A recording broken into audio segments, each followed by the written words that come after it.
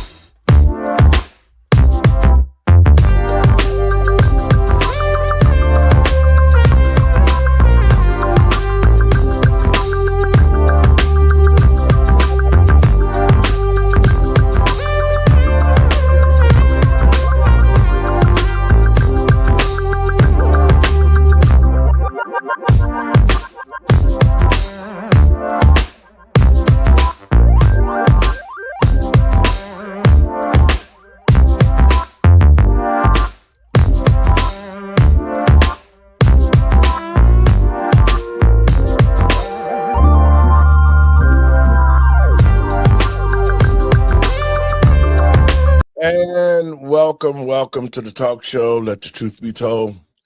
I'm your host, Pastor David. And folks, we got a great conversation today. We're going to talk about the 1994 crime bill. But up first, we're going to talk to one of our hosts, Miss Lucretia Hughes, who are fighting a illegal fraud mortgage scam. We had talked about her situation on a previous show, but we want to give her an opportunity to give us an update. But let me get my monologue started. Testing 1, 2. It was back in the 60s when it first started. They made every black man think that he could be a dope dealer and a pusher man.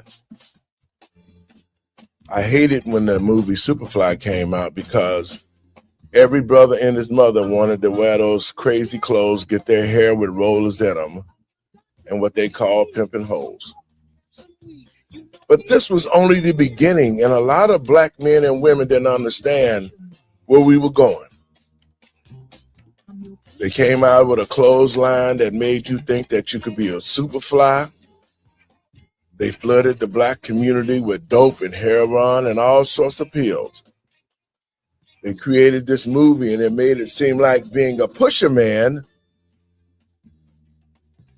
could make your money and make you successful. So with this imagery, black men across the city of Chicago was getting their hair pressed. Some of them wasn't. They was getting their new Cadillacs. They were buying cars, converting them into Cadillacs and Lincoln Continental. It was a clown show to me as a young man. I watched people fall into the mindset of thinking that selling dope was the way to go to get rich. But in the meantime, it was just a setup. Once all those brothers started selling dope and making money and buying things and homes and cars, the feds just sit back and watch. Local police stations was in cahoots with they call it gang banging or the pimps and hoes. And the black community seemed like it flourished. But in all actuality, it was the setup for what we see today. That's the reason why I got this music playing behind me to set the tone for the meeting today, what we're going to talk about. We're going to talk about the 1994 crime bill. Because after this era of Superfly, they took all the economics out of the black community. They shut down all the factories. Black people couldn't get jobs. They brought in all the dope that they could and made a black man think I could get rich selling it. Thus, the black community was on its way to becoming the ghetto. And in saying that, I'm going to bring my guest in and we're going to discuss this matter and we'll get it on. Hey, Lucretia, how you doing? Hey, Pastor. Can Hey, y'all hear me? yes, we Yes. can. Yeah, I had to drop this soundtrack for y'all. Some of y'all, Lucretia, like what you really was young in those days. Oh, yeah. But I wanted to do it because, you know, um, Doc, you just with the Redemption Party created a bill, and we're gonna talk about that. But let's first get updated on Lucretia. Lucretia, let the people know what's going on in your case because let me tell you guys something. Lucretia has been fighting like crazy. This system that she's fighting, now we know that it's not just the mortgage company that want the property. It's also the public, the DA, and it's a whole and totally corruption. The fraud has been exposed because Lucretia and her husband has continued to flood the courts with TROs, memos, new evidence that we found that how could a dead person sign a deed a year later? All sorts of infractions. I'm gonna let Lucretia talk about that. Lucretia, tell our listeners what's going on in your case today. Well, if it wasn't for you, Pastor, looking over a lot of motions and injunctions and different things, and trying to keep our psyche up, I don't know where we would be because at this point, I just feel like what they are working against us. We went ahead and we found all the information, and with the work of Chat GPT and AI, I decided to do a criminal diagram of how all this comes together. And I actually sent it to the DA, and he's looking at me like they don't want to touch it. But when you realize that the other side of lawyers are the active city attorneys, then you're not going to get any help anyway. And that is where we're at. So yesterday, on the bequest of I have had enough, I went ahead and I filed a motion to enforce due process and request immediate hearing, and it was sent to the judge. This is going against not only our Fourth and Fifth Amendment rights, also our 14th Amendment right. This right now is this got us in a stranglehold. And I don't know what else to do. And most people, most attorneys, they so dang on timid that they won't go up against another active attorney that set it in motion. And they definitely not going to go against active city attorneys. So I have no idea why you go to the bar and why you got a license if you're not going to help people. Well, that's part of the corruption that we've seen. Believe me, this is not the first. There was these type of scams going back way back when I was a young man, and especially in the black community was preyed upon. And a lot of black people didn't get the assistance and they lost their homes. But in this fight, Lucretia, just like I spoke to you this morning, and folks, this is a ferocious fight. The sad thing of it is that we have filed all the paperwork. They did not file their pleadings. They have not complied with anything of the discovery process. They have just been still. And so when they got in violations of the time frame, we started filing the TROs. We started filing motions to dismiss. All of these things have already been done, but they haven't answered and said anything, Doc. Not one document has been put forth. Nothing has been put forth because when we filed about the pleadings were late, then the judge reached out for them and they didn't even come back. Talk about that, Chris. Tell them what happened with that.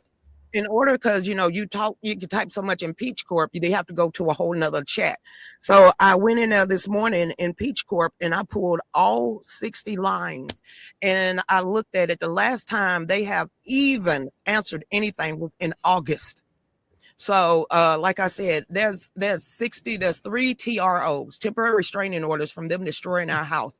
There is about 5 motions that they have not responded to. There's injunctions they have not even responded to. And the court system is just allowing them to be quiet as we're riding by, and they're still destroying our house. When last week a proposed order is granting emergency TRO, that right there was on 12/8. They have not responded. The other TRO was in November. The first TRO was in October. They have not responded to anything. Doc, now I know you're in the legal field as well as myself, because for me, and I want your thoughts on this too, Mr. Mickey. For me, when the other side has not complied with the discovery rules as far as bringing in the information, the time frames and all like that, and now with all this information to the butt, even new information that shows that the grandmother was dead after the signing of some papers and stuff. Doc, what are your thoughts on this? Well, I'm not an attorney. I'm only a paralegal, but I would think you would be able to file a summary judgment because they're not responding, and demand that the judge give you a summary judgment for non-response. I will send you our Peach Court docket number, and it's gonna discuss you. It's gonna discuss you. Well, because it doesn't make any sense for the non-response. But again, that's when, like I said, I'm not an attorney, I'm just paralegal. But usually in situations where people aren't responding, then you can go to the judge and say, okay, we want a summary judgment. We want a judgment on this for because default. They have not responded yet to be a default. We've already filed that, Doc. Wow. That in October, and I filed again in November. And no response. Your thoughts, Mr. Biggie? Wow. Well, all I can say is we don't have a justice system. We've got a just us system. And the biggest problem is it's not the people out here committing crimes that are actually the criminals. It's the people that are creating the laws that are criminals, because they can change that law. They can change a law. And I think everybody, Doc, you probably know this. The government creates definitions to words that they create in the law. They'll say that automobile or vehicle means this. Right. Sidewalk means that. So what they're doing is creating their own system within our system. And what Lucretia's facing here now is all the rules that she's got to follow don't mean nothing to them because they created it. So they're just ignoring anything that she's got to say, even though she is probably 100% correct in what she's doing. They're playing using their legalities against her, but they're making her walk the fine line. Our legal system is the most corrupt system in the world now, because it ain't about justice. It's about just us, and we're not included in that. That's my opinion. Yeah. Well, I definitely. Go ahead, Doc. No, I was just saying that I agree with what Mr. Binky is saying, and he's not wrong, because they set the rules so that the little man can't win. Yeah, they're protecting themselves for the benefit of themselves. This is all about power, control, and money. And you're only going to get what they want you to have. And that's Lucretia is the example of that right now. Well, and I do believe the system sometimes, it is most of the time skewed, but the process you still have to take, and that's what I was talking to Lucretia about this morning. She has filed all the necessary paperwork that a lawyer's office will file in a situation like this. They will keep flooding the courts and keep putting in things into the system. So it only shows it give you a paper trail of you doing all the right things and they doing all the wrong things. Because think about this, whatever this judge is doing, whenever he comes back, whatever decision he renders, with all the information that's been there, the new information that showed that the grandmother was dead, that signatures are false, I'm interested to see what he got on to say, because it is on him now. He's allowed them to go all this time without any pleadings. They have totally broken the rules. So whatever that judge says on paper, what his thought pattern is, then that way we'll know what the next steps we need to take. What do you think about that, Doc? Yeah, I mean, that's really what it comes back to is the judge, because this isn't a jury trial.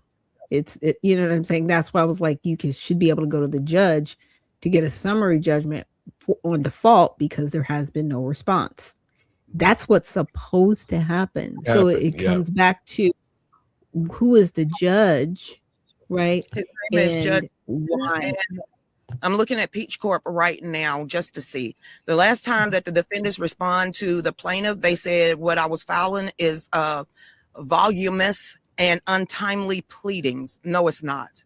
No, it's not. But Lucretia, did you in any? They're saying they're voluminous. There's too many pleadings to respond to. That can't be true. You haven't responded to anything. Lucretia, did you ever in any of your filings give them a timeline to answer you? Did you give them 30 days to get an answer, or there's got to be a timeline there for them to respond to you. You got the judge set the timeline during the when you did the trial, when you set the trial up. When you go into the process, the judge gives you automatic timeline to respond to each of these areas. So the judge knows that they cannot answer. This is what I'm seeing. The judge knows that they cannot answer these TROs because they haven't filed any paperwork. That I'm looking at the Peach Corp now. I'm looking at line 16. The last time that they did anything was August the 22nd. And I filed we filed a lot from August 22nd. And then all of a sudden, right down here at 11:20 is when they coming in and saying, oh, that's just too much. It's untimely pleading. It's too much for us to answer. No, it's not, because I didn't. So they did respond. On November the 20th. Well, that shouldn't matter to them because they should have gotten their stuff in the proper time. See, that's why I was telling you, even though what they saying don't mean nothing, because you've already entered this into the system, into the court system. Everything was done in the perfect timing. So that's their fault if they let the volume of motions and all that add up on them, because that's their fault. So I just think that whatever this judge come back and says, it don't matter, whatever he say, if he doesn't do the right thing, it just opens the door for you to take it to the next court. And with all this information on this docket, any judge with some common sense, if it goes to another level, is going to kick that out. I just see us winning this, because whatever that they write or anything that they write from this point can only harm themselves more. What do you think, Doc? Yeah, typical pleadings usually get a 30 to 60 day response. Typical pleadings. So if they from August to November and they waited almost 90 days to say this is too much for us to respond to, is a lie, because you have to, even if you don't respond, it's almost like you have to file to say we're not responding to this. I know it sounds silly, right? But they're supposed to do that. And they're trying to now play the victim, which is weird. When you're the victim. Well, that's what they're trying to set up. But to your point, Pastor, it does set you up for further success if you decide to take it from Superior Court to Supreme Court for them to then make a ruling. Well, the appellate court and the Georgia Supreme Court and the United States Supreme Court has all said that any contract entered in with forgery or fraud is null and void. Article 1, Section 10. Article 1, Section 10. Exactly.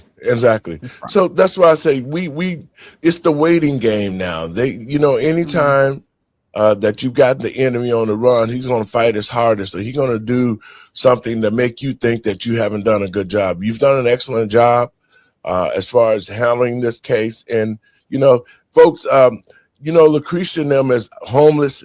It's the holidays. If there's anything that people can want to donate, where can they donate to you at in this situation? The easiest way, because Dave's not in here, but I will send it to you, Pastor, because we're going to be playing this again right after this. It would be immediately, you can go to Cash App Lucretia Hughes 44, because it all go in one bank account. Me and my husband are married. We don't have separate anything. So it all goes into one bank account, and that's Cash App, Lucretia Hughes, 44. I'm so tired, y'all three. I want to do the right thing. But when you're sitting here and you know who these people are, and they are the sitting active attorneys inside of this county, and you know they have friends in Superior Court, they have friends in the court system, they will tell people when to file, how to file it. This is not right anymore. Yeah. Well, this corruption is what we're seeing not only here with your case, but it's all over. I'm working on several cases, and it looks like the system needs to be overhauled. And I think think about what Doc just said. If me or Dave would have waited 60 or 90 days to respond, they would have kicked us out of the system. You would have lost already. They would have already, you've already lost, and they would have, they would already did what they wanted to do, and you would be out of the way. But the fact of the matter is, because you haven't been that way and you filed everything, it puts them on a position to where they're afraid to answer right now. Yeah. Because they have no answers, because even when you put that last piece of paper and that evidence that showed that your grandmother was already dead, so how could she sign a paper, a document a year later, and she been in the ground? See, all of that information that they got, they looking at it. Don't you think so, Doc? They looking at this and trying to figure out a way to get around it. Yeah, and they can't. They can't. That's why they haven't responded. Exactly. That's what I was telling you, Lucretia. So she's sitting in a pretty good place, don't you think, Doc? I do. I really do. Again, I'm not an attorney. This is my opinion, because I'm not dealing with UPL. It's called an unauthorized practice of law, and they try to nitpick with paralegals like myself that have a degree. So this is just my opinion. Well, I'm going to say it, and I'm going to say it outright. I think that they stuck. They know that they stuck. And anytime they respond, they're going to put their foot deeper into the mess that they've already created. It sounds like the Democrats, man. It sounds just like the Democrats. They'll create a problem. Then when they sound like Brandon Johnson. He created the problem with the migrants. And now he on the TV crying, talking about, yo, just give me something to work with when I was hungry. I wanted to say the N-word so bad. I watched that. And I was hungry, and my lights went on, and I went to the refrigerator, and it was no food. Okay, all right. He has stole almost $1 billion for himself out of this situation. Mm-hmm. And what it goes to show, guys, is this. Our judicial system is corrupt. It is totally corrupt. And the prison ministry that I have, we've been helping men and women get out of prison for 30 years. We've been working with different agencies to be able to get them clothing, jobs, and all the good 9 yards, right? In 1994, the crime bill came out. And a young senator named Joe Biden. Now, this is from the Democratic Party. See, black people, we get all caught up into the parties, right? Especially black people, to the American people and patriots across this country, especially the black citizens. Black people are so lost in their mind because the Democrats are the most deceiving party on this earth. They made black people think that they had their backs, that they was going to help them. They are the ones who flooded the community with the drugs and the guns and all the other things that they tried on us. They pulled out all the economics out the black community. Thus, when they put all this stuff together, black men and women was going to jail if you spit on the ground. And so the crime was bad because they wanted the crime to be bad, not because they couldn't have stopped it, but they wasn't going to stop themselves from bringing the drugs in because they were making money. Corrupt police officers, corrupt judges, lawyers, the whole 9 yards was going on. And the focus was in the black community. And so now here we are, 2025. I can remember back in 1974, everybody, that's why I was playing the Superfly stuff, because every black man thought that, man, I'm going to get me a kilo and I'm going to get rich. I'm going to move out the ghetto. Mm-mm. And it was the ghetto that they was creating themselves in their mind, because they act like they didn't know the world. And that's why so many of our black men is behind the wall today. But in 1994, guys, and I want to play this because I want black people to watch the show who will be looking at this show. And I'm trying to jog your memory, because instead of all the racist situation and mindset that the Democrats are using now, they keep saying, hate Donald Trump, hate Donald Trump, hate Donald Trump. It's the psychological warfare, the continuing pounding on you, and that's what you'll do. But to black people, you need to wake up. You need to wake the hell up, because that's why I'm finna put this information out there, because the Democratic Party has not been conducive, nor have they ever wanted to help black people. All they wanted to do was use us, and once they got into power, they turned their back on us. They let other people come into our community, just like the Jews was there. They passed the baton to the Orientals. The Oriental passed the baton over to the Sand Negroes from over the whatever. And then now they're sitting there ready to pass the baton over to the illegal migrants. And all of these people was brought into the United States to come in and get rich off the black community and then go to the next level. Just like the Somalis. The Somalis came here under Barack Obama, guys, and they done took a whole state over, like Minnesota. Your thoughts on that, Mr. Binky? Well, everything you're saying is the truth. Conquer and divide. You know, you're. It's just like Lucretia sitting there drinking her tea right now. If you take that tea and you put a little bit of water in there and a little bit of coffee in there, you don't have tea no more.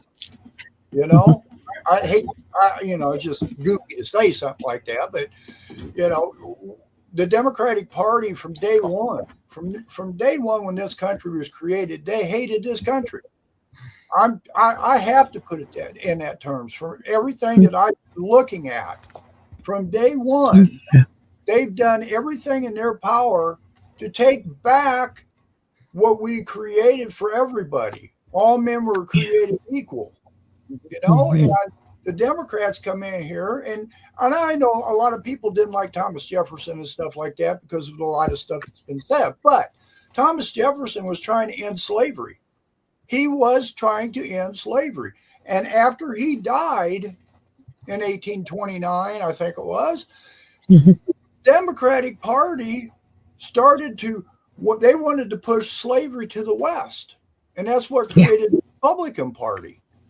Now they've got the black community thinking that they're not capable enough of taking care of themselves. The government's got to do it. And they say it every day. Anything that they want to pass in a law is about government taking care of you. Yeah. That's not how this country was created on. It was John Adams that said that we want laws of government, not of man. That means, the state of Illinois, for example, has got 284,000 different laws, taxes, restrictions, requirements, whatever you want to call it. How the heck are you going to live like a free man there? No matter what you do, you're going to do something wrong, and they're going to pounce on you. Yes. But then when you're a real criminal, they came up with a safety act. Yes. And they protect the criminal. So tell me, what am I doing out here that I'm living free at when I've got 284,000 laws there, and then they come up with laws to protect criminals? Where I can't figure out what are we doing? Because sorry. No, go ahead, Doc. Go ahead, Doc.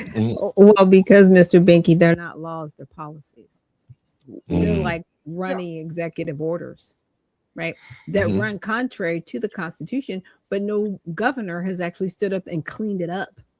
Exactly. Right? Because they're part of the system, right? Yes. Like when you said it's not justice, it's just us. Just do it for us, right? Honor amongst thieves is it's gone.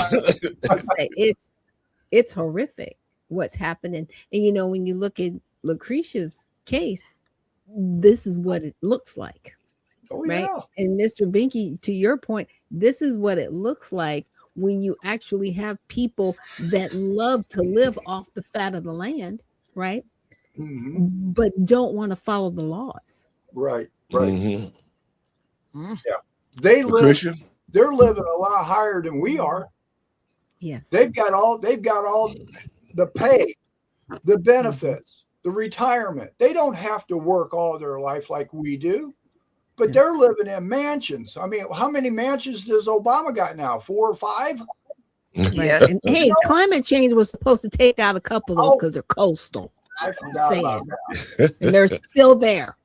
They're not underwater. And look at what Lucretia's going through. She's tried to keep her house where she lives at, and can't do it. Lucretia? Last night I came across the video because I could not sleep, and it said of the culture of the 1940s, of the black culture, that is, from the North and the South. Now the South blacks didn't have much. They had, wooden floors. They had, dirt floors. They had, hanging stuff, all of this stuff to prove that they was poor and impoverished, but they didn't act like it. The poor blacks in the South, they kept everything clean. That there was a standard, a value, and having security, even though you had less. And the person that was doing the video said they moved up to Chicago at the same time, and they said the culture of the North blacks and the South blacks all have to do with how they was actually raised. Do they got the values? Do they believe in God? Do they believe in hard work? Do they believe in keeping up everything they own? But as they went and moved up to the North, to Chicago, they realized all the black people, only thing they did was sat outside on a stoop because they was waiting for the government to come and take care of them, so they didn't have to work. So the mindset and the culture of the black community is different from down here in the Jim Crow South or the Bible Belt till this day up in there in the North and Chicago and New York. You could tell it when you cross over from North Carolina to Virginia. It's like, no ma'am, yes ma'am, no sir. That's going out the window, and they all look like they ain't got no manners up there. So there's a difference. We can't even say that's our culture. So the black people in the North isn't the culture of the black people in the South. So I don't know how in the world we're going to unite with that, because the black people in the South have a culture of working, busting their tails, respect, value, honor, and everything else. But when you go above the Mason-Dixon line, that's out the window. So how are we supposed to unite with a culture that I can't agree with? Well, I mean, I'm from Indiana, and I was raised like I was from the South because a lot of my people were from There you go. What I'm saying is to increase it. To unite, Lucretia. No, they don't. They don't. Us divided. It don't matter. The rich, the poor, the black, the white, whatever. There's always some sort of division between Americans. I think that because when I'm from Mississippi, when we came to Chicago, there was more of the type of Southern attitude that came to Chicago, because we continued to say yes ma'am and no sir and all of those type of things. And the black community in Chicago, nobody was ever on welfare. My mother and father had jobs. Everybody on the block had jobs. See, I think that where we started to lose it at was when that generation started to hand over the reins to our generation, and we took it to the next level, because my generation said, guess what? We want economics. We're going to create our own economics. We're going to do this. We're going to do that. All of that, which made our community strong and safe. But what happened is as time went on, the enemy never sleeps. The Democrats had to figure out a way to pull black people up out of the mindset of being conservative, because I grew up in a house that was a Democratic house, but it was a conservative lifestyle. So that kept that basic and structure from down south in place. But the Democrats got smart, because after a while, once that they started to see that the black community was rising, they had to figure out a way to stop it. And so when 1974, when they created the Roe versus Wade, they started attacking us from different ways. The black family in Chicago, which were business owners, the schools, public schools were good. I got a great education. Graduated from high school at 15. It was all about us not having knowledge. It was about the black community being intact so that we could continue to teach our kids the Southern way, the way we was brought up. But after my generation, I think things started to be dwindled away because those who went off to school, those who took over in the community, they got obsessed with the fact that they were getting paid off. They didn't care about if I was bringing in manufacturing firms to my ward, or they wasn't seeking economics. That third generation after us started to allow the schools to lose their sports, home economics, the trades, all of those things. And then when they ended up making the Board of Education, they changed the whole curriculum. So I've had a chance to watch that attitude and the structure of the South, because everybody from down South was up in Chicago, okay? Alabama, Georgia, Mississippi, Arkansas. I mean, my parents and all of their friends got together on Sundays, and man, they put things together, and we were a team and we were a family. But as the generations went on, they started taking things away out the black community, because there's no way that we would see the type of stuff that happened back in my day. There wouldn't have been no homosexuality. There wouldn't have been no books talking about somebody, lesbian. None of that stuff happened.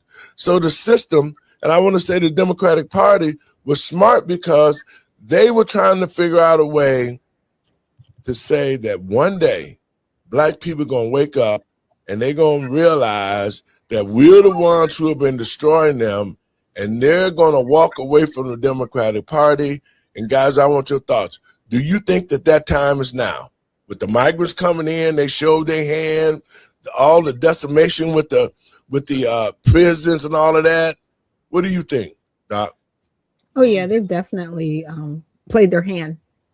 Definitely. The Great New Society, that was LBJ, and that's what we see now. They wanted like this utopian type, hey, we're going to give you, they didn't call it universal basic income, they called it welfare, but we're going to give you this to help you and prop you up. And all it created was dependency in some families, because some families refuse that.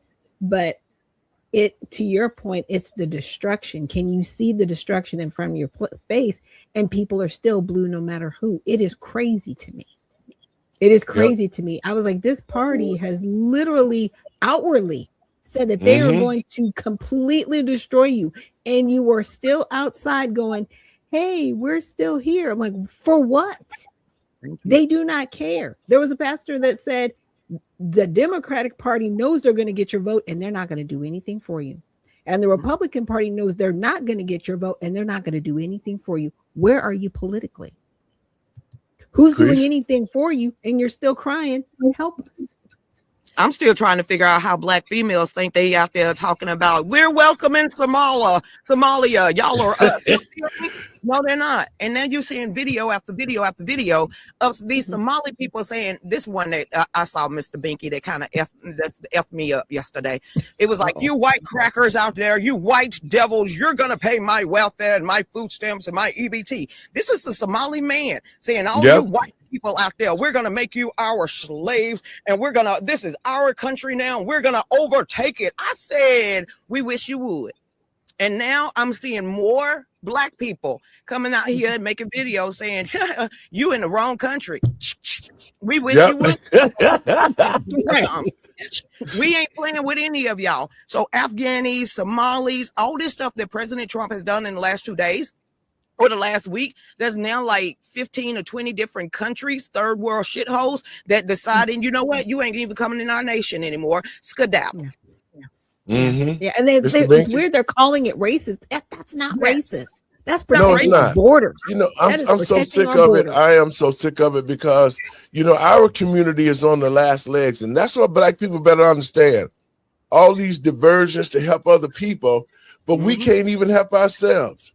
I'm sitting up here thinking every day with this prison ministry that we have, I'm thinking about the effects of how our educated people the fraternities and sororities, those brothers and sisters that went out there and voted for the Democratic Party in droves, tricking people, telling them, oh, Donald Trump is a racist, Donald Trump this, and Donald Trump that. But they never even thought about to look at the person that was running. Joe Biden was the grand wizard of the Ku Klux Klan. Him and Strom Thurmond. I mean, black people, we supposed to be so smart. But our educated people did not even look to see that Joe Biden created a crime bill that sent a lot of your mamas and daddies and cousins and brothers to prison. Yeah. And then they still voted for him. Let me play this clip right quick. We're going to get started.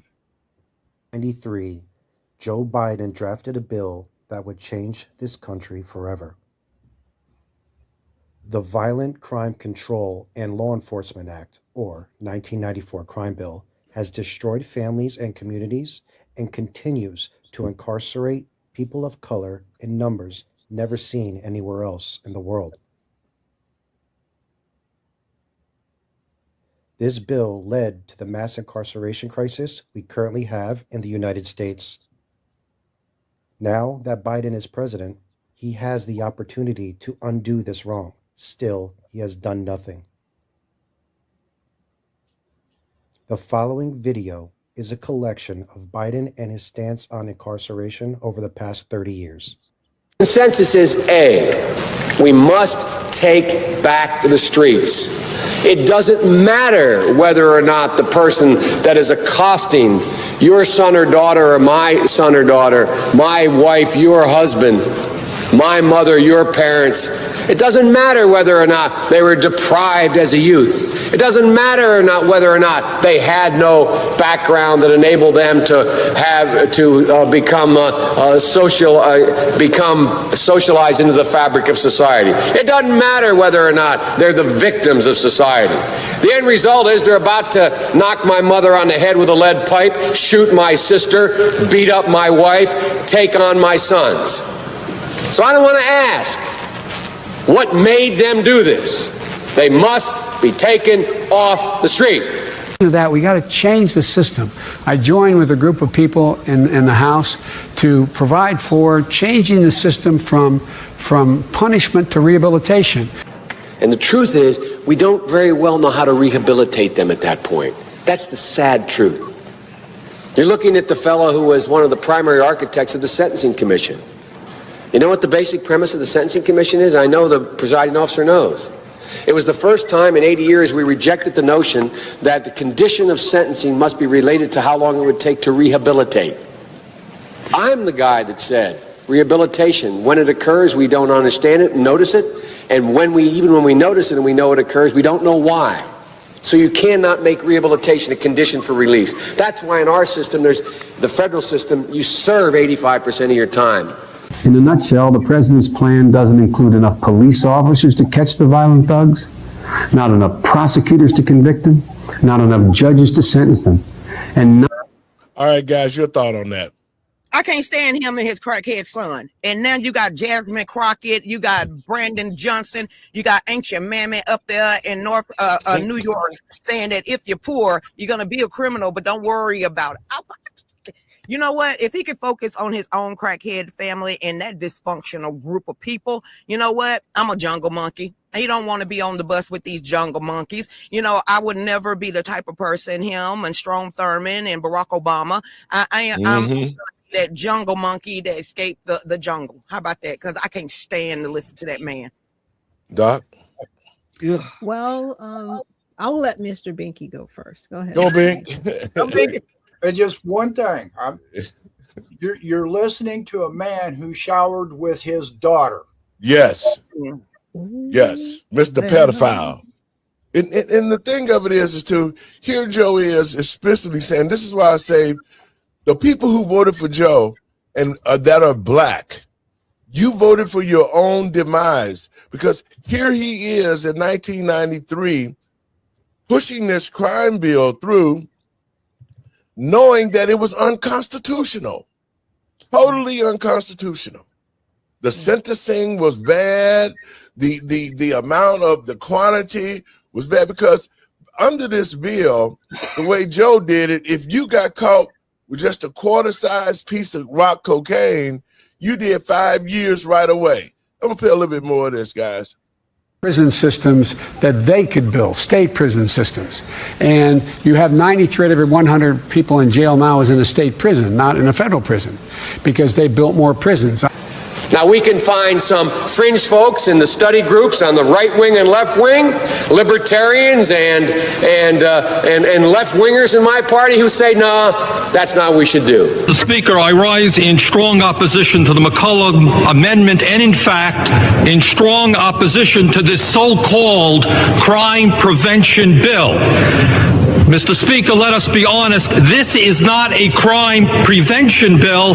This is a punishment bill, a retribution bill, a vengeance bill. All over the industrialized world now, countries are saying, let us put an end to state murder. Let us stop capital punishment. But here what we're talking about is more and more capital punishment. What we're discussing now is an issue where some of our friends are saying we're not getting tough enough on the criminals. But my friends, we have the highest percentage of people in America in jail per capita of any industrialized nation on earth. Okay, Yeah. guys, you know who that was, don't you? Oh, Bernie Mr. Sanders. Bernie Sanders. And you know what? You know what? You may not like him, but he's been consistent. Do you know what I'm saying? He's never changed his stance on that. He's never changed his stance on that. And see, what a lot of people don't really think about, and this is just my opinion, is that that crime bill, all it did was reintroduce slavery. Okay, because you got to remember, we got to remember, under the 13th Amendment, if you commit a crime, you are then a slave. Right? Your rights are taken away, but it doesn't mean that you stop working, right? You were still working for these companies, quote unquote, for pennies on the dollar every day. So these people can be rehabilitated. They don't want rehabilitation because it was a softer way to still have slavery without calling people slaves, because it focused on one demographic and no one else. It didn't focus on crime. You focused on a demographic. That bill should have been DOA on the floor because it was based on race, right? Exactly. But it wasn't. And no one said anything because they were all in on it. And that is the really goes back to our government. Yes. Yeah, what she's talking about is the privatized institution of the prisons right now. So if you go ahead and put that in, they just, like she said, they got to still work. They get that 3 hots in a cot, but now they just slaves for the, the Bush clan and everybody else up there that owns a private prison. You want to say something, Mr. Binky? Well, it's just like Dr. Nichols said, slavery nor involuntary servitude. Those pretty key words there. Mm-hmm. So to put it, give you an example, a driver's license. You're told you got to go to the Secretary of State to get a driver's license. So what you're doing is you're going there and you want a license. What's that license make you your servant to that license? Right. See, you're giving up a right for a privilege, and they control that, just like a permit or light on anything. What government creates, government controls. And when you go to government wanting something, whether it's a driver's license, a building permit, welfare, I don't care what it is, you're subject to their rules and controls, just like going into a courtroom. That is their playground. And when you walk into that, you walk in there, you're subject to whatever they want to do. Lucretia, again, is an example. They're doing whatever they want, and they're ignoring anything she's got to say, because she's not in their party. Let me say this, guys, because I can remember this very vividly on how it went down. See, once that they pulled all the economics out the black community, they had U.S. Steel on 87th. I mean, black people owned homes. They had all the businesses in the black community. The schools were second to none. I mean, it was a beautiful place. But then when it got to a place where the Democrats felt that they needed to take total control of the black community, because the black community was rising to be self-sufficient and on its own. And so they figured if they continue to grow like that, they're not going to have the Democratic Party. And the thing was, how do we control the black family and how do we control the black dollar? How do you control anybody, Pastor? You don't allow them to have their own businesses, and then you flood them with other people where they're forced to use their money out of their community to live. But look at this. People think they own a house. They think they own a car. Right. They think they have a business. You do not. You pay, if you don't pay your taxes on your house, your house is gone. You lose your house. If you got a license plate on your car, the state has partial ownership of your car now. It's called usufruct.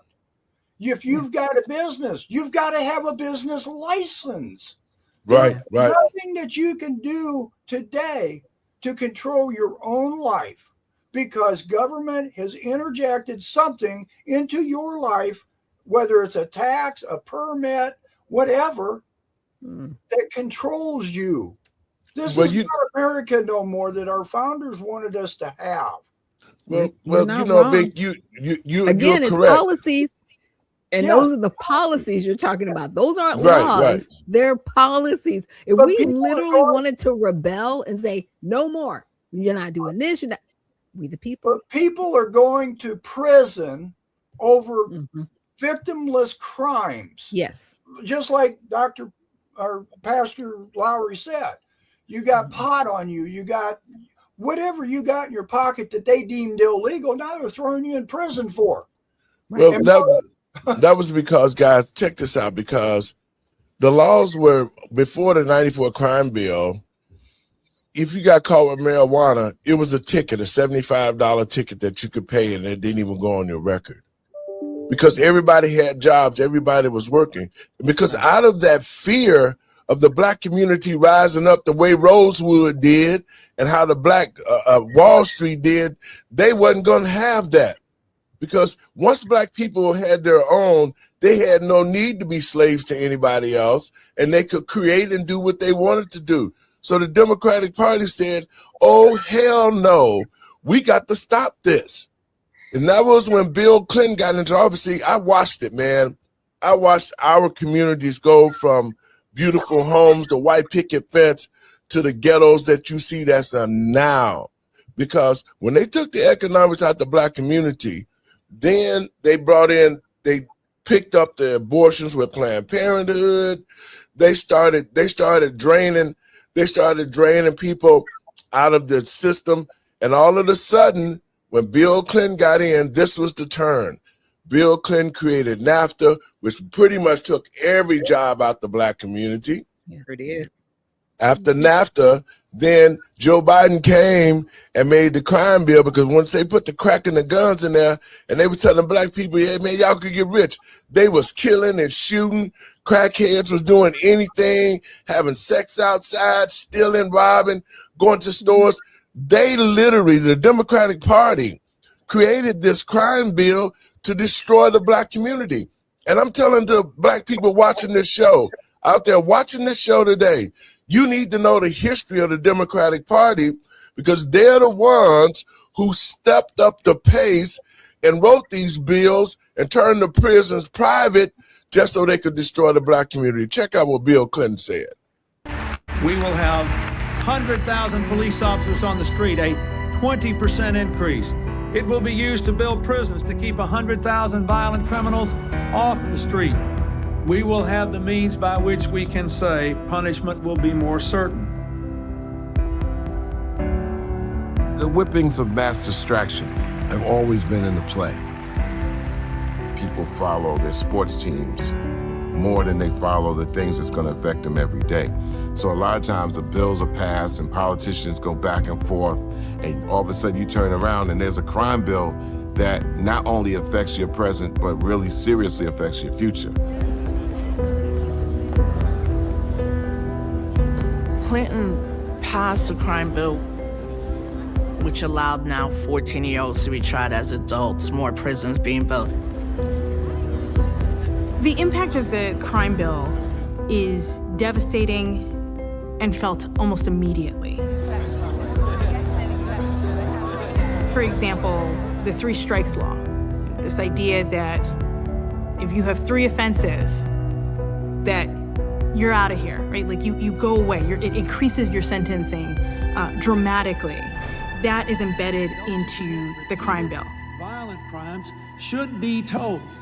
When you commit a 3rd violent crime, you will be put away and put away for good. For life.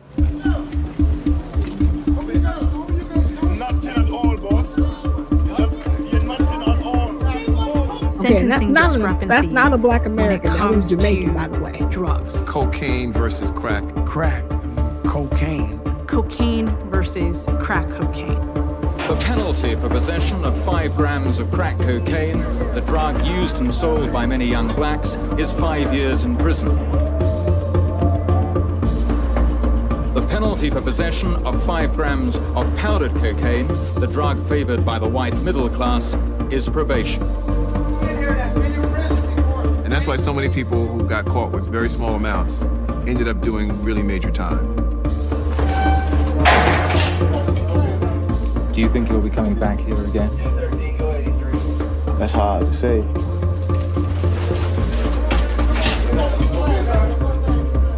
These communities were asking for help. We know that they were like, we have problems.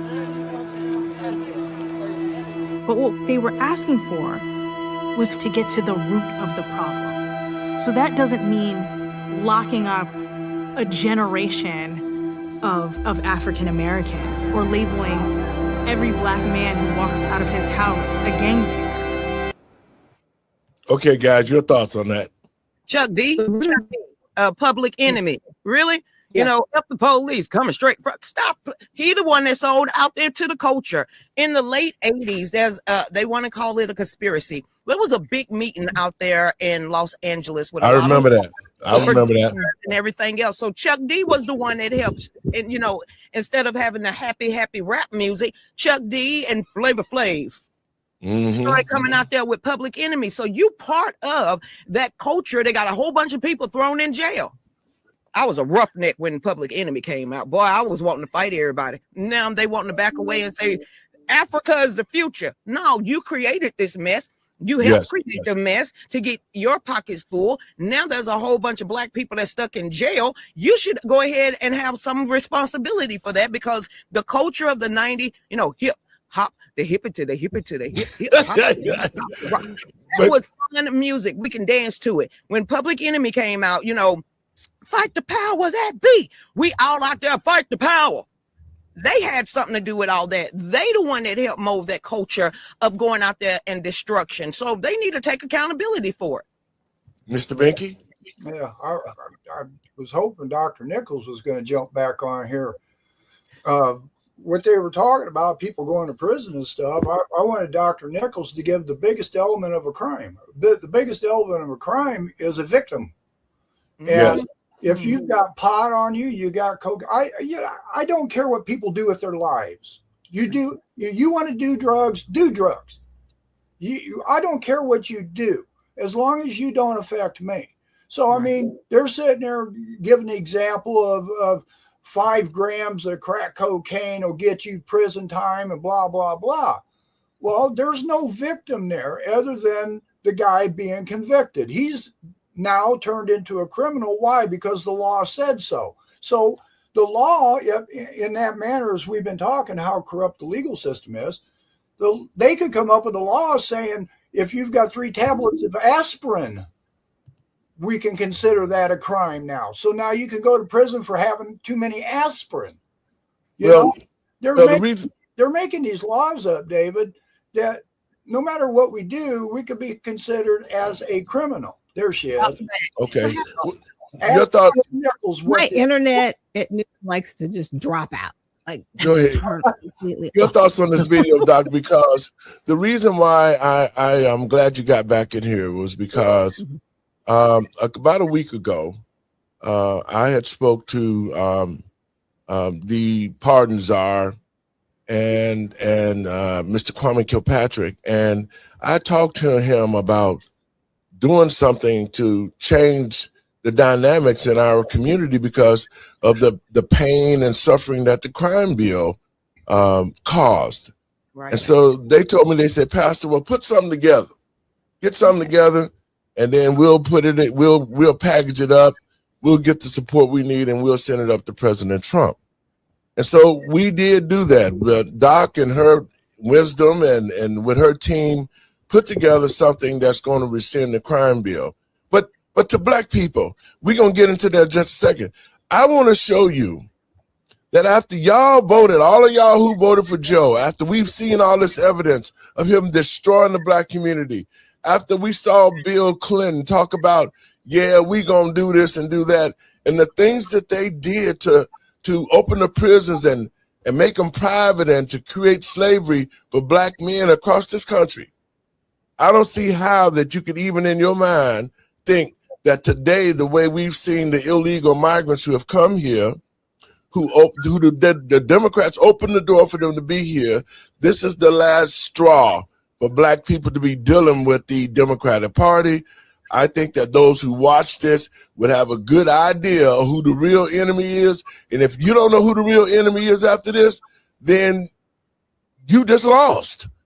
I want to play a little clip from President Trump and what he said to Joe Biden about him and that crime bill when he ran for office the first time, and then he started that First Step program, releasing black men back to their families. My opponent drafted the 1994 disaster, the 1994 crime bill, which caused unfair sentencing disparities that devastated black families. And I mean, just devastated. I have heard more about the 1994, and when we did criminal justice reform, it was largely about erasing that terrible act. That was his deal. I rolled back the unfair provisions of the 1994 Biden crime bill, and I signed it into groundbreaking criminal justice reform, which people are so happy about. Even my enemies are saying thank you for that. That was me in the background. That was What was you saying? That was you back there? That was me. I was at that one. Oh, Were you? hilarious. Well, the reason why I had with Dr. Ben Carson, and we said My opponent drafted the. This well, is the same one. The reason why I said go ahead, Lucretia. You said you was at that rally. Absolutely. All of the heavy hitter in black conservatives was at that rally in Atlanta, Georgia, from Diamond and Silk. I mean, all of us was in that room because it was over there at in Cobb County. So when you heard, "Thank you, President Trump," that was me. I tried to shout as loud as I could. So I found you, huh? And folks, now take a look at what we've seen with Joe Biden and Bill Clinton talking about he set it up that way. I opened up the more prisons to put the Negroes in jail. They're admitting this is all the Democratic Party doing these things. And yet they saying right now, you got to hate Trump. Trump's a racist. Trump this, Trump that. And yet Trump just got up here and said that he made provisions to get rid of some of the sentencing and all of that in the crime bill. And Doc, that'll lead into what we're finna talk about right now, because Doc, let's talk a little bit about this paperwork that you sent me. Proposals. So it's a draft, and what it did was I went through and pretty much undid what they put as enforcement. And a lot of people are like, how can you overturn something like this? Well, you can do it based on the fact that it harmed a specific demographic. On a race-based situation. It didn't say any and all criminals that were, dealing with crack cocaine, right? Because if it had, then it would have been to the overarching general populace. But you focused on one specific community and you based it on race and Yes, nothing else. And nothing else. So the government did a specific harm, something that you weren't supposed to do, because the framers of the 13th, 14th, and 15th Amendment basically put in provisions where the federal government nor the state government could come back and do something like this. But you found an excuse. You said, this is because of drugs. This is because of their behavior. This is because they cannot act within society civilly, which is a lie. So Exactly. we can all prove that you caused the problem, and this was a Yes. solution which was worse than the problem that it solved. And so my draft for the House and Senate goes to making sure that people are freed based on if they were harmed directly by this bill. So this doesn't absolve anybody else of criminal behavior. It just absolves the people that were harmed by the bill. If that makes sense. And go ahead, Bink. Go ahead. Throw something at you, Dr. Nichols. Mhm. How about a crime reform law bill?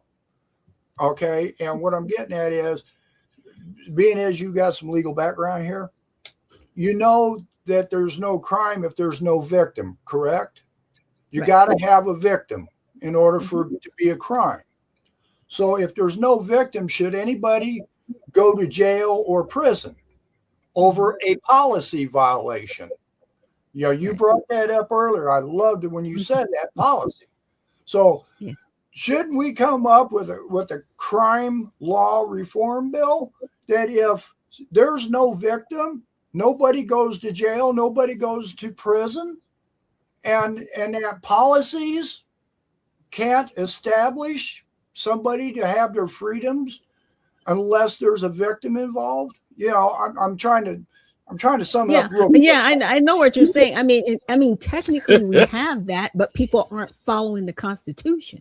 Well, that's exactly. Do you know what I'm saying? And they're writing policies above the Constitution that are stripping people of their rights. And I hear where you're coming from. Shouldn't there be an amendment that puts in place? You cannot create, because you're not supposed to do that anyway. You're not supposed to create laws that infringe upon people's rights. And we actually have an amendment that states that, but people are still violating it. And there's no trigger for citizens to say, hey, you're in violation of the law. You know why? Because you said it just yourself. It's about just us. Well, and not justice. And again, the protectors of our Constitution are we the people.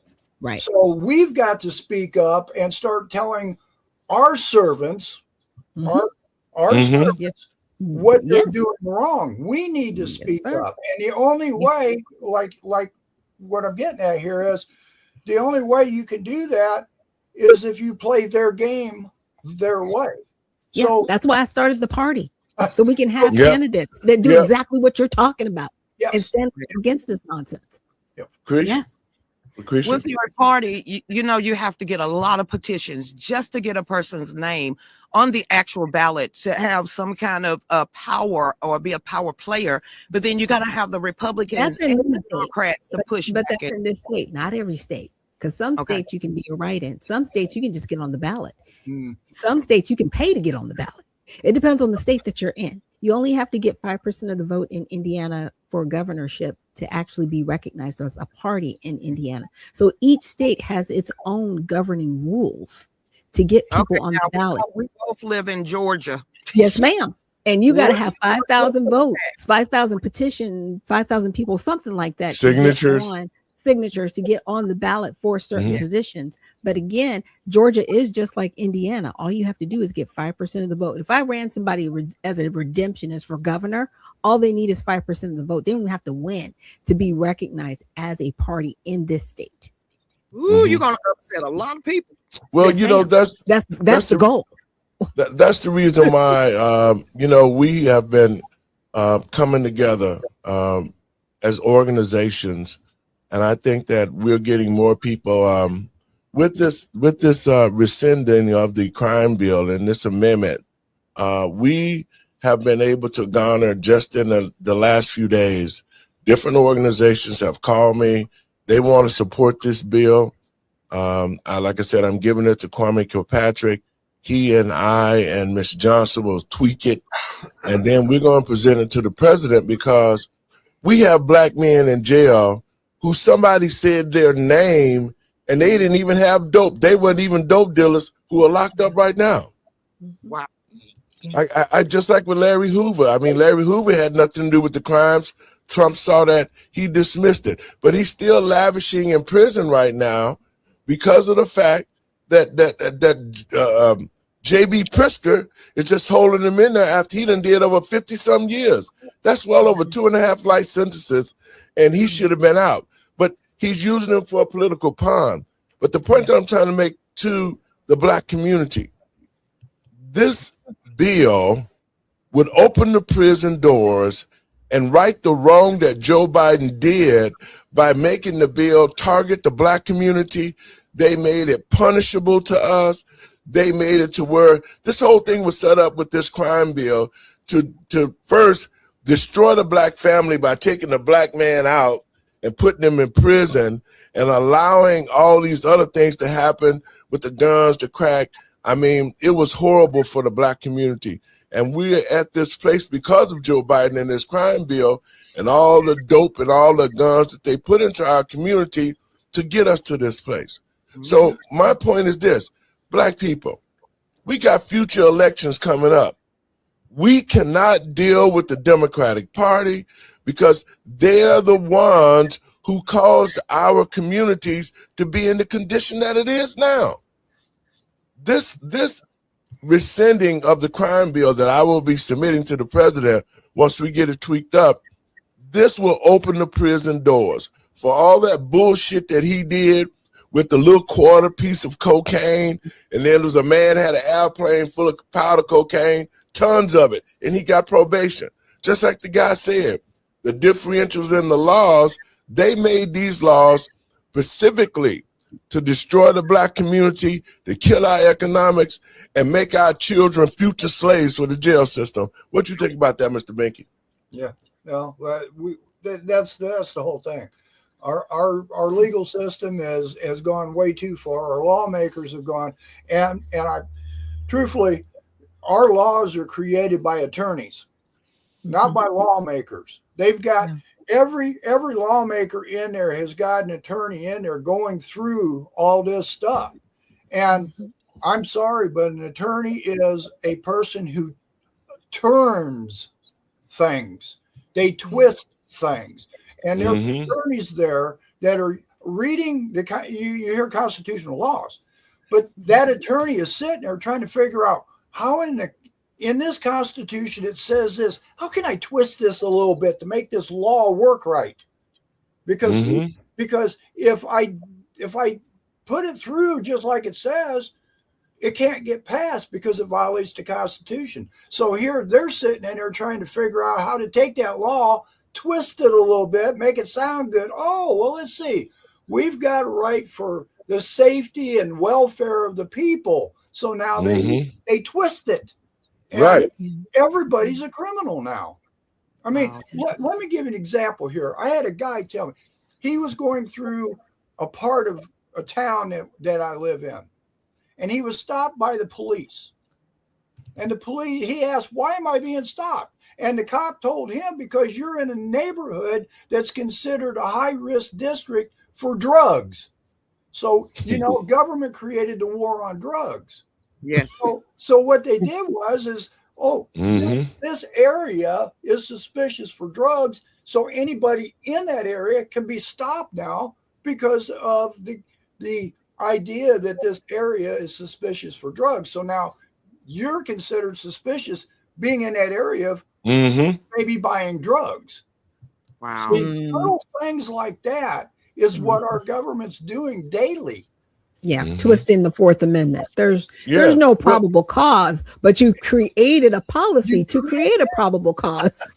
Bingo. But and Doc, I'm glad that we had an opportunity to create this, because for the simple fact is all of those petty laws that they used back in the day, just like what Binky is saying, that we smell marijuana in your car. And so now guess what? You done lost your car because they created a bill, a little ordinance in certain places where if they caught you with a little pot in your car, they took your car. Yep. They impounded your car and they took it, said it was part of drug transactions. I mean, they did everything with this 94 crime bill explicitly to destroy the black community. It was created so black people, you see the condition that we are in right now. It was Joe Biden, Bill Clinton, Barack Obama, all of those people of the Democratic Party are the ones who have deceived you and made you think that they're helping us when they're actually not.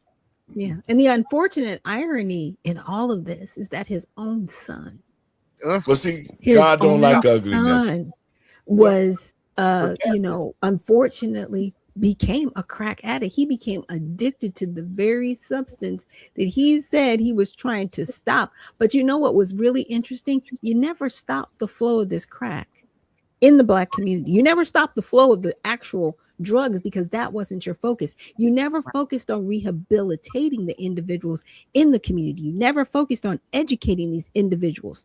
All you wanted to do was make a strong Lock them up, place blame, and lock them up. That was your job with this bill, and that's the sad part. Dr. Nichols, if you stop the flow of drugs into the community, then how are you going to make criminals? Exactly. And see, the pattern was like that. Once that they got this crack in our community with the guns and the drugs, the crazy music, all of that, then they came back and said, oh, well, you know what? We finna make the prisons private. They privatized the prisons, and after our communities was in this place, all the police had to do was come in and start filing charges, arresting people for crack, all of that. This was this whole thing was totally set up by the Democratic Party, and I'm trying to get our educated people to see, the ones who are in the Democratic Party, you guys forgot what it was to watch your cousins now be killed and locked up. It was more Black men killed under the Obama administration than any other administration. He made laws to protect the officers for killing Black men and women. Y'all see it yourself, but yet and still, Joe Biden was put into office to finish us off, and he did that. His job was to finish the Black community off. He did it with the homosexuals. He did it with the prisons. He did it with the crime bill. And think about this. Everybody talking about, well, Joe will apologize. Well, if Joe wanted to be sincere about his apology for creating the crime bill that helped destroy the Black community, why didn't he rescind the bill himself? Lucretia? Joe Biden don't care. He's the puppet master of Barack Hussein Obama.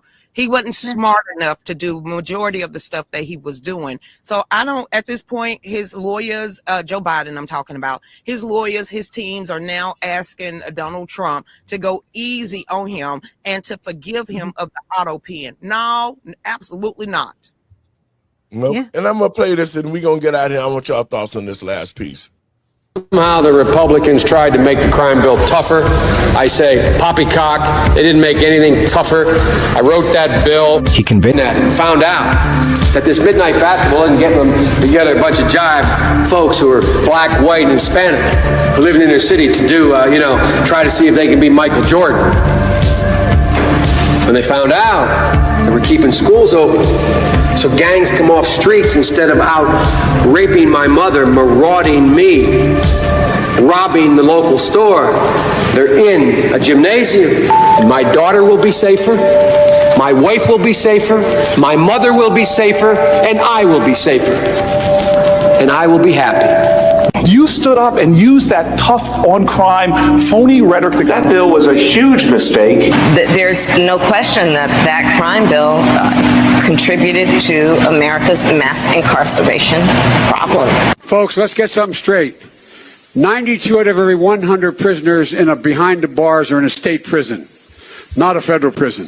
This idea that the crime bill generated mass incarceration, it did not generate mass incarceration. Unless we do something about that cadre of young people, tens of thousands of them, born out of wedlock, without parents, without supervision, without any structure, without any conscience developing, because they literally, I yield myself 3 more minutes, because they literally have not been socialized.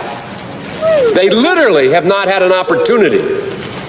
We should focus on them now, not out of a liberal instinct for love, brother, and humanity, although I think that's a good instinct, but for simple, pragmatic reasons. If we don't, They will, or a portion of them will, become the predators 15 years from now. Bobby Rush, member of Congress, said the other day, "I'm ashamed that I voted for the '94 crime bill." You ashamed of that bill? Not at all. And in fact, I drafted the bill, as you remember. I know that. He's been in government 47 years. He never did a thing except in 1994 when he did such harm to the black community. And they were called, and he called them super predators. And he said that. He said it, super predators. And they have never lived that down. 1994, your crime bill, the super predators. Your response to that, Vice President? My response to that is I never, ever said what he accused me of saying. And Madam President, we have predators on our streets that society has, in fact, in part because of its neglect, created. Again, it does not mean because we created them that we somehow forgive them or do not take them out of society to protect my family and yours from them. They are beyond the pale, many of those people. Beyond the pale. That's why I'm offering $20 billion to states to change their state laws to eliminate minimum mandatories. And what happened with the crime bill and its implementation was that there was too much of a focus, too many resources on locking them up, but no resources on love and compassion. My husband has apologized. He was the president who actually signed it. Senator Sanders what about voted you, for it. Senator? I'm sorry for the consequences that were unintended and that have had a very unfortunate impact on people's lives. An awful lot of people were jailed for minor drug crimes after the Exactly right. Was it a mistake to support it? Yes, it was. Was this bill essentially fueling what we now know as mass incarceration? There's no question that it fueled it. It incentivized prison construction. It incentivized states to pass more draconian laws. It incentivized states to take away the eligibility for parole. It held this carrot out here for states to, in effect, embrace systems of mass incarceration. Well, they Okay, didn't guys. bring back her line where she says these super predators. There is a video of Hillary Clinton out there calling them super predators. Stop that. Stop it. that. All them Well, damn yes, lies. my husband did that, but you voted for it. Bernie Sanders did not vote for the 1994 crime bill. He voted against it. But you see, Are you Bobby serious Rush, right now? Bobby Rush, a black man, another black man who said, "I'm sorry, I voted for it." You see, he was a Democrat. They The voted point that I'm lockstep. making, Maxine Waters voted for it. Joe Lewis Right. voted for it. They voted for it, not But the- against it. but the point that I'm making to our listeners and to the black community, as you can see, let's get it straight and let's not be twisted. We know it was the Democratic Party who Joe wrote it. Bill Clinton got signed it. Then he made the prisons private. Then they used state laws to come after people beyond the crime bill. They was firing teachers out of the black schools. I mean, they started closing black schools because they were saying they was in drug areas. I mean, the whole 9 yards. Black people, what you see now in our community, the self-hatred, the no economics, we have nothing but problems. We got millions and millions of our dollars, taxpayer dollars, being sent to everybody else, but nobody is saying what we did to the black community was wrong. We need to fix it. We need to make this right. And that's why, Doc, I'm so glad we have wrote this bill. Hopefully we can get this bill passed. We can open the door to all of those petty crimes, because that's why this bill was written.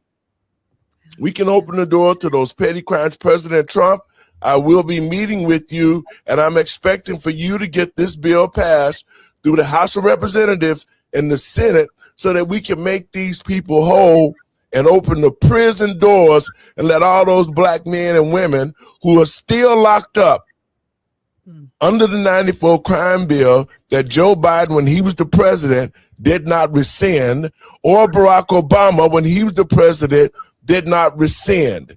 And if they wanted to be right by the black community, they would have rescinded those laws and opening those prison doors and let all of those people who are sitting there lavishing away from their families, black people, to be released.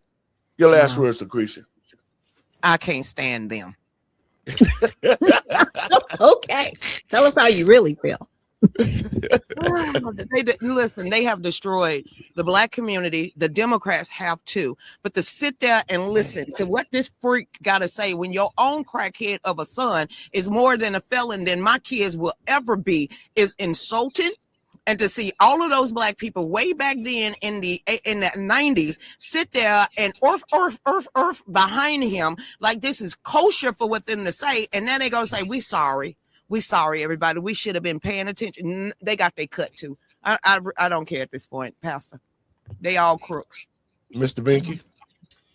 Well, all I can say is Mr. Biden, the only way I'm going to feel safe is when you and people like you are out of my life. Instead of worrying about my health and safety, you worry about my freedoms. Yeah. I don't need your help to tell me how I'm supposed to live. We don't need your help to tell the black community, the white community, the Asian, the Latino. We want our freedoms back that we were guaranteed when our founders created this country. You are the problem, not the people. And to all lawmakers, if you can't create laws to protect our rights, don't create no laws at all. We're done with this stuff. Thank you. Doc? Yeah. And thank you for just giving me and my team the opportunity to work on a House resolution and a Senate resolution to amend the 1994 crime bill. And I would also make a plea to the president while we are here for marijuana to reschedule it, right? If you are to reschedule it as a class 3, the other thing that needs to be done is that all of the offenses at the federal level need to be removed. You need to remove it as a federal offense, because if you don't, and you free these men that were once incarcerated for a bill that specifically targeted them, not women, men, specifically targeted them, they'll end up right back in prison, because we have so many states that have at the state level, right, made it legal, but it's still a federal offense. So it has to be a 1-2 punch with this to make sure that these men are not just made free, but they're made whole. Yes. Dr. Nichols, could I say this on what you said? Have the government prove to you where they have authority to begin with. Exactly. To create those laws and penalties. They don't. They don't. Guys, I want to thank you for the show, and it's heartfelt, man. Doc, again, to President Trump, I look forward to meeting with you. It's in the works for us to come together, and let's take a look at how we can get rid of all the bad things that this crime bill brought to the black community, because we can clearly see that we were targeted. It was put in our community, the drugs, the guns, it was put in our community for a reason. So let us get together and get this bill passed that would rescind the 94 crime bill. It would open the prison doors and allow for those non-violent crimes, the 2 pieces of crack cocaine, all of those small petty crimes, the ones of the ghost dope. You know, I want to say this, happy birthday to a friend of mine, Mr. Terry Smith. He's locked up out here, and it's his birthday today. And he is one of those people who have been locked up behind the ghost dope. And I've been fighting like hell to get him released. We've already sent information to the pardon czar, but I want to wish him a happy birthday. And brother, stay strong. We're going to push this thing through because he got locked up because somebody said his name. He didn't even have no dope, and they didn't even have no dope. And he's sitting in the prisons right now. And it's been well over 20 years. So, Brother Smith, we're going to be fighting for you. I'm pushing this bill to President Trump. And as soon as that we can get it to an audience to where it can get signed and passed, it will be a blessing to see all these brothers come home. Thanks, guys, for being on the show. Great show. And I'll be seeing you later, Mr. Mickey. Folks, thank you for watching the show. I want you to share the show around. the Living and Driving While Black Foundation, in conjunction with the Redemption Party, will continue to write bills to right the wrong that the Democrats have done to the Black community. And these are my last words. To the Black community and to the American people and patriots across this country, I would ask that those who know what we're doing here with the Living and Driving While Black Foundation and the Redemption Party look past any of us being of any party. Look at the damage that Joe Biden and the Democrats did to the Black community. This was not by chance. It was all intentional. The way that they wrote the bill to incarcerate us, to destroy our communities, to split our families up, all the information that we put out there that this bill caused. Bill Clinton privatized the prisons to make Black men and Black women a commodity. Barack Obama didn't fix it. And when Joe Biden got in office, he didn't fix it. He lied. He said he didn't do it. He didn't call predators. But out of his own mouth, you heard what he said. To the Black community, there is a ray of hope for us. If we take our time now and look at our situation, and I'm asking you guys to support our foundations in the Redemption Party so that we can get this bill rescinded, that it would open the doors to our people and our men to come back home, to be in our families. And the new bill that we're submitting, it also will make those who were affected by the bill whole. We're asking for monetary reparations for what they've done in this bill. And I'm asking all organizations that know me, I've had some that call me already that support it. I have pastors across the country who have seen this draft, they support it. And we're going to stand strong and go to the president and ask him to sign this bill into law, to remove the crime bill, to make whole of all those prisoners who have been affected by it come home, and make sure that they got some money in their pocket. When we rescind this bill, we can take the monies that's in this bill, because we're going to be working on this for at least 10 years. At least 10 years to try to make the wrong right that the Democrats did with the 94-90 crime bill, and y'all elected Joe Biden the president, who said that Black people, our race is untamable, in so many words. He said we had no structure, we had nothing, but we had everything before the Democratic Party came in and destroyed it. God bless you. We'll see you guys tomorrow. Have a great day.